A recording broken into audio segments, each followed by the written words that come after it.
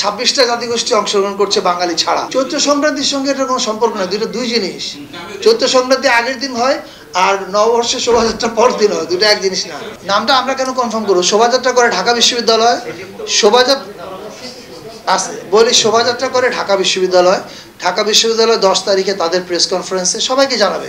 নাম পরিবর্তন যদি করে সেটাও জানাবে, নাম যদি পরিবর্তন না করে সেটাও জানাবে। বাঙালি এবং আরও অন্যান্য জাতিগোষ্ঠী সবাই অংশগ্রহণ করছে এবার উৎসবে, এবং এটা আপনি সরকারি উদ্যোগে দেখতে পাচ্ছেন।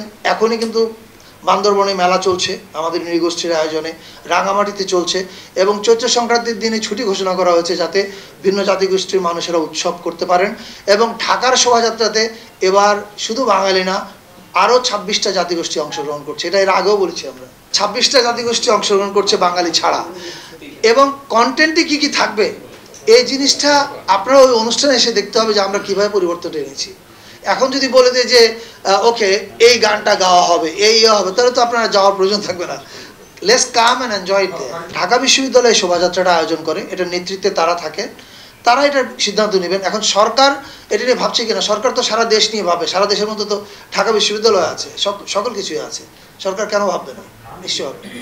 ঢাকা বিশ্ববিদ্যালয় সিদ্ধান্ত নেবে, 10 তারিখে জানাবে। আমি উত্তর দিচ্ছি, কিন্তু এই ফাঁকে আমি আমার একটা কথা বলি, এটাকে আপনারা ছাপেন দয়া করে। যেমন এর আগের দিন সিনেট ভবনে মিটিংয়ের পরে আপনারা আমার ইন্টারভিউ নিয়েছেন এবং আমার মুখে আপনার কোটেশন বানিয়ে ডিজিটাল কার্ড দিয়েছেন যে নাম মঙ্গল শোভাযাত্রায় থাকছে। All time Roma. Taste it, love it. আপনাদের ভিডিও থেকে কোথাও আছে আমি এই কথাটা বলেছি, কিন্তু আপনারা তো ডিজিটাল কার্ড বানিয়ে ছেড়েছেন। সো অনুরোধ থাকবে যে যেটা আমরা না বলি সেটা না ছাপানোই ভালো, যেটা বলি ওটা ছাপেন।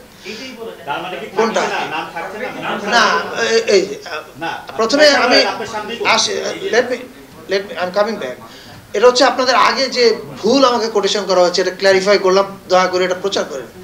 রিগার্ডিং নাম, যে শোভাযাত্রার নাম কি থাকছে, এটা ঢাকা বিশ্ববিদ্যালয় সংশ্লিষ্ট অনেকের সঙ্গে আলোচনা করছেন।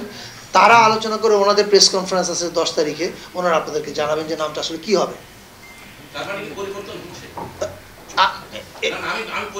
তার মানে পরিবর্তন হচ্ছে কি না, পরিবর্তন আমি শেষ করি।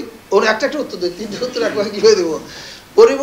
আমি আপনাকে বলেছি যে নাম কি থাকছে এটা ঢাকা বিশ্ববিদ্যালয় বিভিন্ন স্টেক হোল্ডারের সঙ্গে আলোচনা করছেন, করে 10 তারিখে জানাবেন।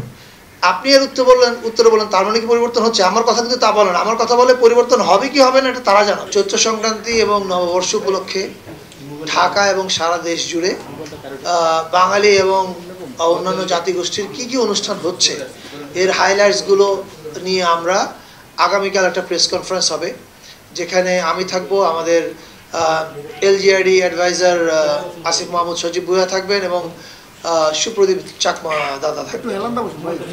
এটা হবে প্রধান উপদেষ্টার প্রেস উইং থেকে আপনাদেরকে জানানো হবে প্রেস কনফারেন্সটা কালকে কটায় হবে, কোথায় হবে। ওই প্রেস কনফারেন্সে আমরা ডিটেল আপনাদেরকে লিখিত আকারে দিয়ে দেবো কোথায় কি হচ্ছে না হচ্ছে। ফলে আমি মনে করি আজকে উত্তর না দিয়ে আপনারা একটা দিন অপেক্ষা করেন, কালকে একদম ডিটেল জানতে পারবেন।